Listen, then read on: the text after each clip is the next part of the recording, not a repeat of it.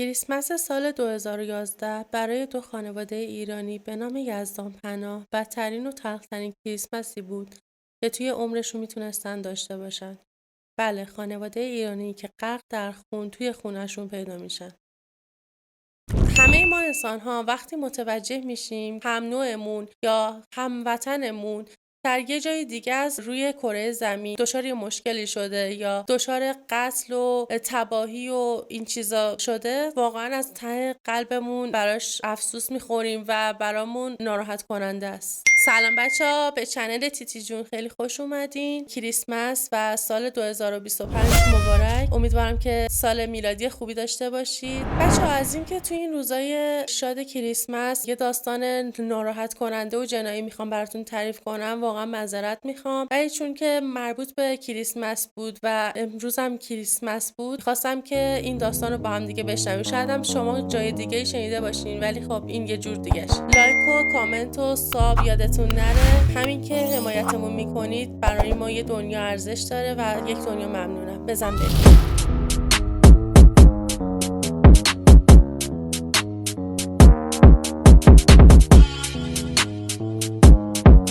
25 دسامبر سال 2011 ساعت 11 صبح یه تماس مشکوک با پلیس تگزاس گرفته میشه.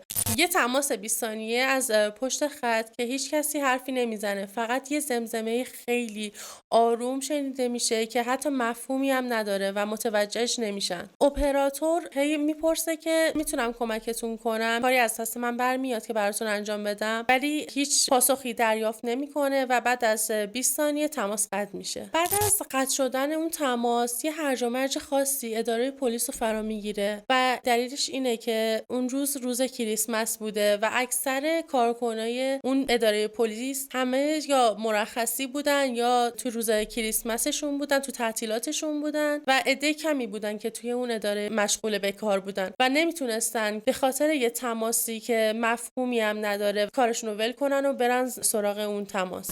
ولی بعد از یه مدت وقتی بهش فکر میکنن یه جوری احساس عذاب وجدان بهشون دست میده و تصمیم میگیرن که اون تماس رو ردیابی کنن که شاید یه نفر به کمکشون احتیاج داشته باشه و از نرسیدنشون یا دیر رسیدنشون جونش رو از دست بده یا مشکلی براش پیش بیاد. برای همین آدرس اون تماس گیرنده رو ردیابی میکنن و آدرس رو پیدا میکنن، به اون محل میرن تا ببینن چه اتفاقی افتاده و چه کسیه که به کمک احتیاج داشته. این خونه متعلق به یه خانم ایرانی به نام نسرین یزدانپناه بوده. وقتی که به در منزل خانم نسرین یزدانپناه میرسن متوجه میشن که اونجا خیلی ساکت بوده، در صورتی که هم چراغاشون روشنه هم تزیینات کریسمس دارن، ولی هرچی که در میزنن کسی جواب نمیده. وا، مگه میشه؟ اینجا هم تزیینات کریسمس هست هم چراغ روشنه ولی کسی جواب نمیده. همین اتفاق باعث مشکوک شدن پلیسا میشه و به خاطر اینکه مطمئن بشن که کسی جونش در خطر نبوده مجبور میشن که در خونه رو بشکنن و وارد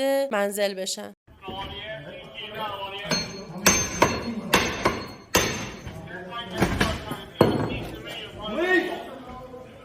وقتی که پلیسا وارد منزل میشن به وحشتناکترین صحنه‌ای که میتونید تصور کنید مواجه میشن. واقعا شوکه میشن. 7 نفر غرق در خون در حالتی که 4 نفرشون روی زمین بودن و 3 نفرشون روی مبل، همشون مرده بودن. پلیس بعد از اینکه با این صحنه مواجه میشه دور تا دور خونه رو با نوار زرد پوشش میده و اونجا رو بلافاصله تبدیل میکنه به صحنه جرم و هرچه متخصص و کاراگاه و کسایی که مرتبط با جرم و جنایتن اونجا حاضر میشن برای پیگیری کشف اینکه چه اتفاقی افتاده. اولین کاری که پلیسا تو این مواقع میکنن تایید هویت مقتولینه و اینکه چجوری به قتل رسیدن و متوجه شدن که همشون یه خانواده هستن و از نیمه باز شدن کادوهایی که قبل از مرگشون اتفاق افتاده متوجه شدن که وسط یه مهمونی این اتفاق افتاده. حالا چجوری کشته شدن؟ همشون بهشون تیر خورده.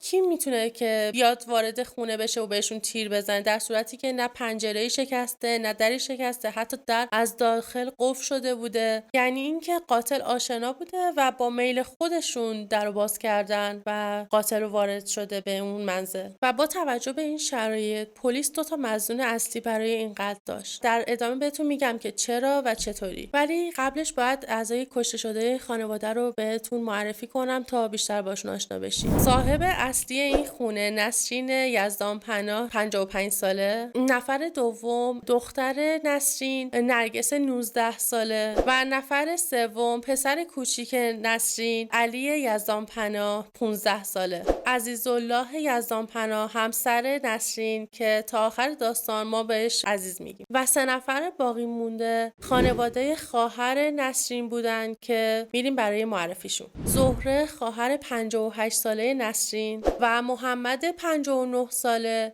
شوهر خواهر نسرین و باجناق عزیز و دخترشون سارا که 22 سالشه و در دانشگاه بیولوژی میخونه. بچه‌ها همطوری که گفتیم همه با شلیک گلوله به قتل رسیده بودن. ولی چیزی که عجیب ترش میکنه اینه که همه این کسایی که گلوله خورده بودن مساوی نبودن. یعنی تعداد گلوله ها برای بعضیاشون بیشتر و برای بعضیاشون فقط یکی بود. مثل نسرین یزدانپناه و عزیز شوهرش که فقط یک گلوله سمت سرشون خورده بودن. ولی بیشترین گلوله رو شوهر خواهر نسرین محمد خورده بود که همزمان 4 تا گلوله خورده بود. و از همین میتونیم متوجه بشیم که قاتل بیشترین خصومت شخصی که میتونسته داشته باشه با محمد شوهر خواهر نسرین بوده که از همه بیشتر هم بهش شلیک کرده. حالا میریم سراغ این که مظنونای اصلی کیا بودن. پلیس 2 تا اسلحه توی صحنه جرم پیدا میکنه که از هر 2 تا اسلحه شلیک شده بود. یکیش دست عزیز بود و دیگری دست باجناقش محمد. و مگه میشه؟ یعنی 2 تا باجناق یهویی دیوونه شدن همزمان به هم شلیک کردن یا خواستن با هم دوئل کنن؟ آمبولانس اومد و هر 7 تا جسد رو منتقل کردن به پزشکی قانونی برای کالبد شکافی و کاری که مطمئن بشن که چه اتفاقی افتاده، آزمایش‌های بیشتر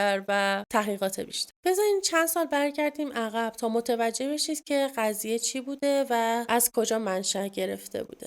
عزیزالله یزدانپناه که بهش میگیم عزیز تو سال 1334 توی ایران به دنیا میاد و اطلاعات چندانی از دوران نوجوانیش نداریم تا سن 32 سالگیش که با یه خانوم به اسم فاطمه رحمتی آشنا میشه که همون نسرین بوده. 1 سال از خودش کوچیک‌تر بوده و با هم ازدواج میکنن، زندگی خوبی شروع میکنن و بعد از یه مدت مهاجرت میکنن، برای همیشه میرن به آمریکا که چند سال بعد حاصل این ازدواج همون 2 تا بچه است که اسمشون نرگس و علی هستش. توی داستان از اول باشون آشنایی داشتیم. زندگیشون و وضعیت اقتصادیشون خیلی خوب بوده. عزیز مشاور املاک بوده و توی املاک کار میکرده و خیلی راحت از عهده مخارج زندگیشون برمی اومدن تا زمانی که دخترشون نرگس به سن 7-8 سالگی میرسه و بازار ملک توی آمریکا کساد میشه و تقریبا کم کم کارشو از دست میده. کار خودشو کاملا از دست داد، یعنی واقعا بیکار میشه و دیگه هیچ درآمد و منبع درآمدی نداره. توی این مواقع اکثر آدم‌هایی که نرمال هستن دنبال یه کار دیگه میگردن، حتی اگر رده پایین‌تر باشه، که بتونن مخارج زندگی خودشونو، زن و بچه‌شونو به دست بیارن و راحت بتونن زندگیشونو بگذرونن. ولی عزیز یه آدم معمولی نبود. یه آدمی بود که با غرور خیلی زیادی که داشت زنشو کلافه کرد و حتی سر کار نمیرفت. حتی نمیتونست قبول کنه کسی که بیشتر عمرش و آقای خودش بوده و خودش رئیس خودش بوده الان بخواد بره واسه یه نفر دیگه کار کنه و زیر دست یه نفر دیگه بشه، یا حتی یه کار رد پایین توی فروشگاه یا حتی راننده تاکسی چیزی بشه، از اون موضع خودش پایین نمی اومد. بچه‌ها دیگه کلا عزیز نمیرفت سر کار، یعنی نه خودش میرفت سر کار نه اجازه میداد که بچه‌هاشو نسرین برن سر کار، تا جایی که آبشون قطع شد، برقشون قطع شد، حتی نتونستن خوراکیای اولیه زندگیشون رو بخرن یا خیلی بدتر از این، یعنی کامل به خط فقر رسیدن. اینجا دیگه نسرین واقعا مشکلات اقتصادی و مشکلاتی که حتی از نظر روحی روانی عزیز براش پیش آورده بود و نمیتونست تحمل کنه و هی توی فشار قرار گرفته بود و هی بیشتر میشد اهرم اون فشارش. اینجا بود که خود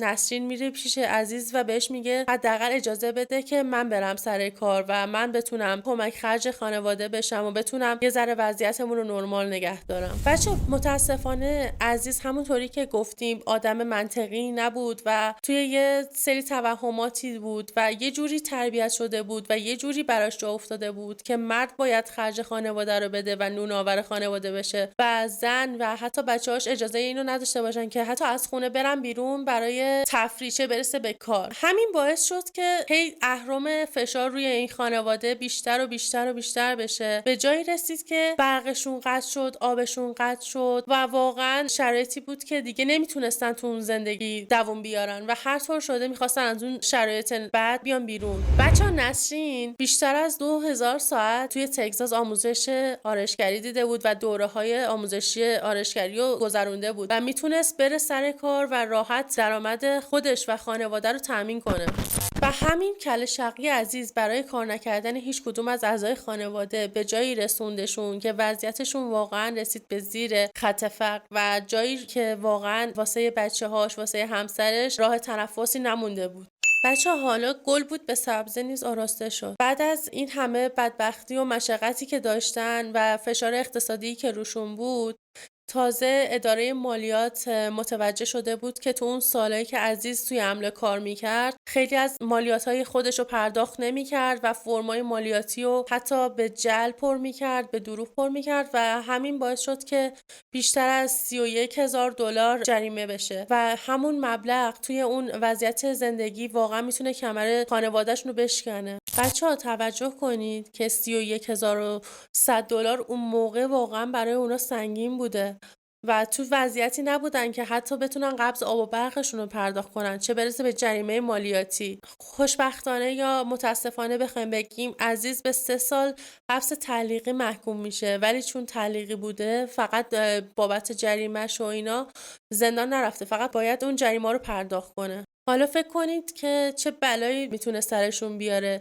اینکه حتی بیشتر از قبل تو فشار مالی هن و دیگه واقعا هیچ چیزی واسه زندگی و واسه گذروندن اوقاتشون ندارن. همین باعث شد که عزیز اجازه بده که زنش یعنی همون نسرین بره سر کار. توجه کنین بازم اجازه داد که زنش بره سر کار، یعنی هنوز بازم خودش به این نتیجه نرسید که من برم آقا یه کاریو شروع کنم که زن و بچم توی یه راحتی بیشتری باشن. نسرین اینجا میره سر کار و کار مورد علاقه‌شو پیدا میکنه و شروع میکنه به انجام کاری که میخواسته، همون کاری که از اول میتونسته انجام بده و جلوشو گرفتن. کار توی آرایشگاه 2 شیفت کار میکنه و دخترش نرگس هم یه کار توی فروشگاه پیدا میکنه و دوست داره که اونجا پول جمع کنه برای اینکه بعداً بتونه بره دانشگاه کالیفرنیا و وکالت بخونه. بچه‌ها از اینجا به بعد چون یه ذره مشکلات اقتصادیشون کمتر میشه و کلاً یه ذره روالتر میشن توی مسائل اقتصادی، ولی مشکلات خانوادگیشون 1000 برابر میشه، چون بازم توی اون اهرم فشارن و عزیز هنوزم داره به کله شقیاش ادامه میده، هی اذیتشون میکنه، دست و پاشون رو بسته، نمیذاره که یه زندگی نرمال داشته باشن. مثلا بیش از حد به بچه‌هاش گیر میده، مخصوصا به نرگس، و مثلا در اتاقش رو قفل میکنه، مسیجاشو نگاه میکنه، گوشیشو چک میکنه، یا مثلا پنجره اتاق نرگس رو با میخ و چوب میبنده، یعنی اینکه نخواد یه وقت فرار کنه، در صورتی که این بچه اصلا اهل فرار کردن نبوده، یا سر کار بوده یا از سر کارش که برمیگشته فقط داشته درس میخونده، فکر این بوده که دوباره بره سر کار، یا از همه مهمتر اگه میخواست فرار کنه میتونست از سر کارش فرار کنه، وسط تایم کاریش میتونست یهو از سر کارش بزنه بیرون و دیگه برنگرده. و عزیز خودش میرفت محل کار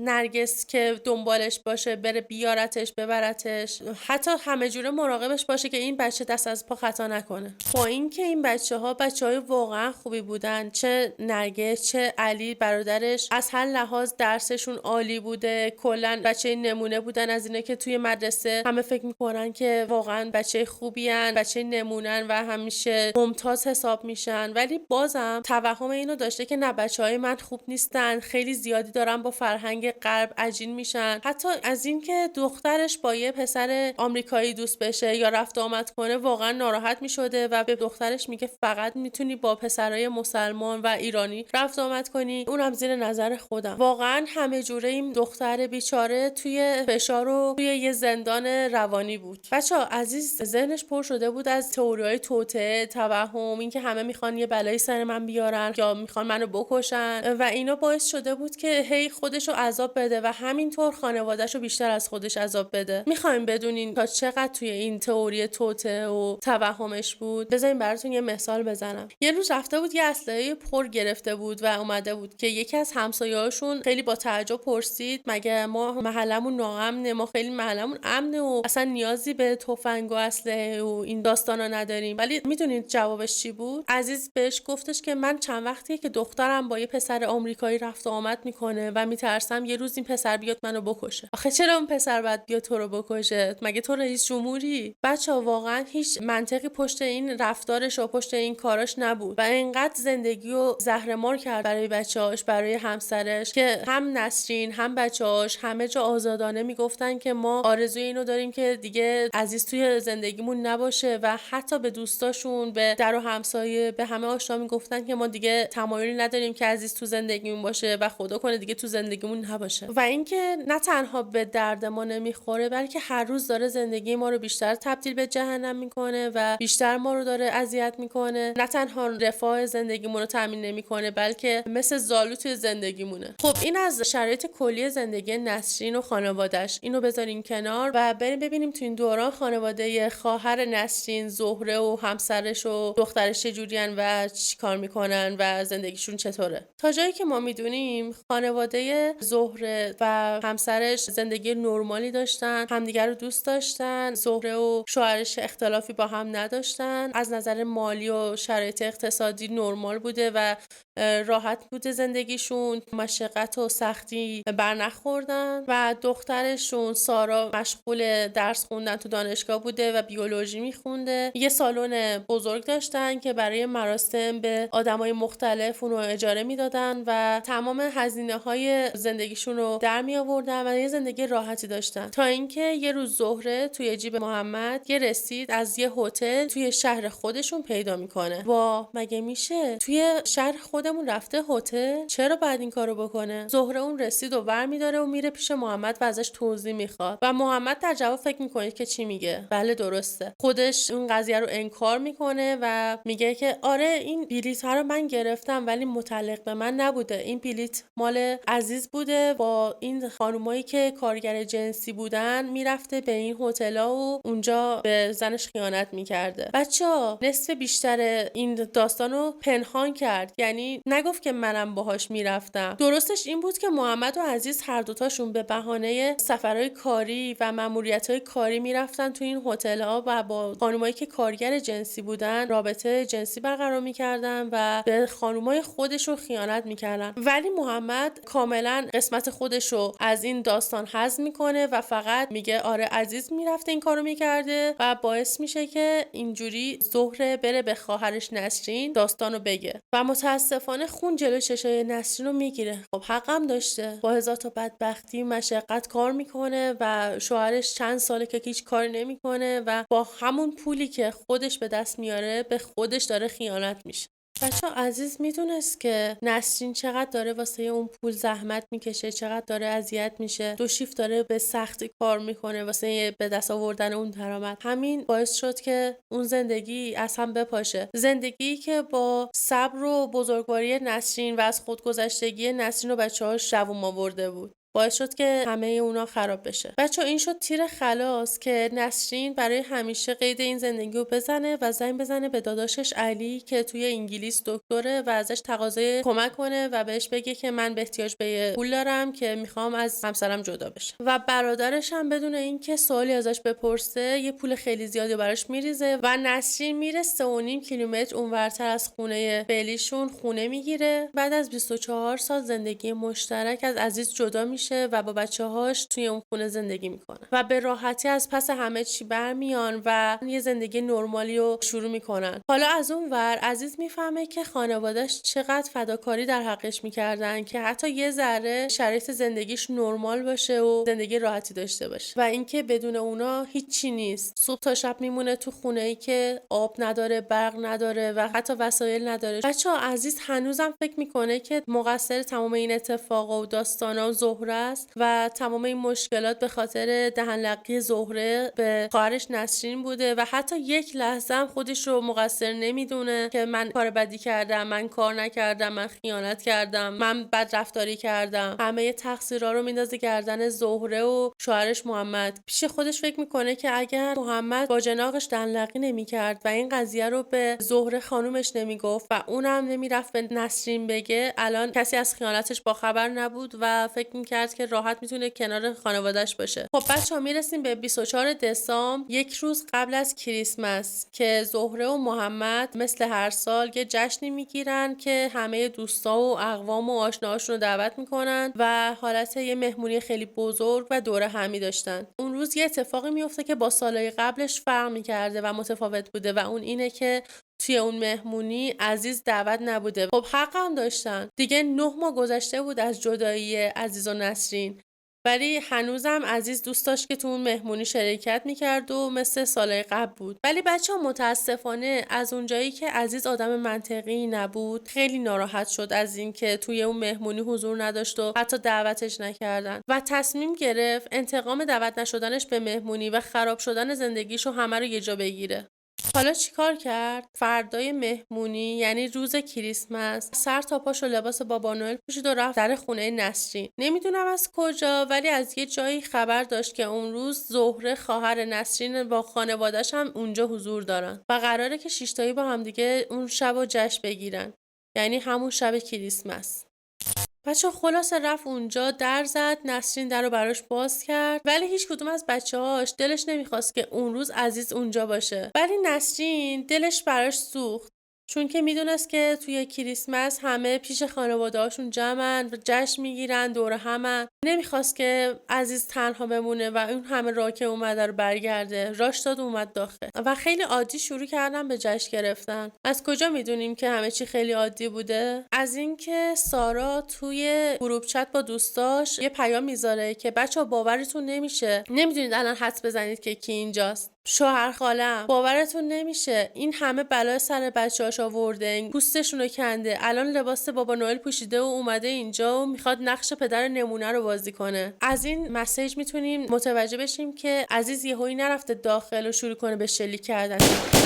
اولش با اخلاق خوب رفته، با هم جشن گرفتن، طی اینکه داشتن کادوها رو باز میکردن اسلحه‌شو در میاره و شروع میکنه به تیراندازی. بله همونطوری که گفتیم از قبل نیت اینو داشته که بره اونجا و تمام اون اعضای خانواده خودش و خانواده باجناقش رو به قتل برسونه. بچه‌ها اگه یادتون باشه ما اول داستان گفتیم که پلیس 2 تا مظنون اصلی داشته و مظنونای اصلیش عزیز و باجناقش محمد بودن، به خاطر اینکه تو دست هر دوتاشون اسلحه بوده. اینجا پلیس برای اینکه تشخیص بده که اسلحه تو دست کی بوده و کی تیراندازی کرده، هر 2 تا جسد محمد و عزیز رو منتقل میکنه به پزشکی قانونی و از اونجا متوجه شدن که همه گلوله‌هایی که شلیک شده به وسیله عزیز بوده و محمد با جناقش هیچ گونه تیراندازی با اسلحه نداشته، چون معمولا بعد از اینکه شلیک میشه از اسلحه یه رد باروت روی دست و لباس شلیک کننده باقی میمونه که دست و لباس با جناق عزیز محمد کاملا پاک بوده و تمام دست و لباس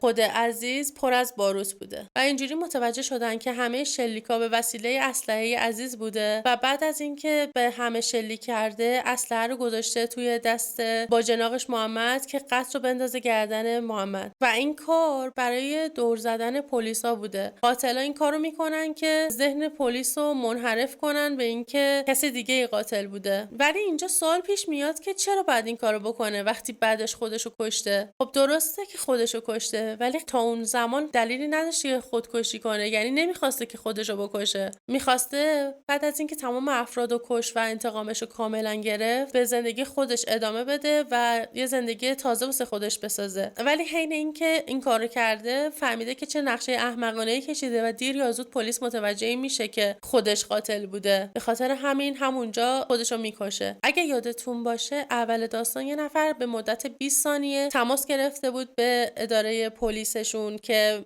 نامفهوم بود و نمیشد بفهمن که چیه. پلیسا اون تماس رو دور خیلی کند و کارشناسی شده قرار دادن و متوجه شدن که عزیز پشت تلفن داره میگه کمک کمک من دارم میکشمشون. یعنی دقیقاً وسط کارش که داشته افراد خانواده‌شو می‌کشته پشیمون شده، ولی دیگه دیر بوده و بعدش هم خودشو کشته. بچه‌ها مرسی که تا اینجا با من بودین و از اینکه همراهیمون کردین سپاسگزارم.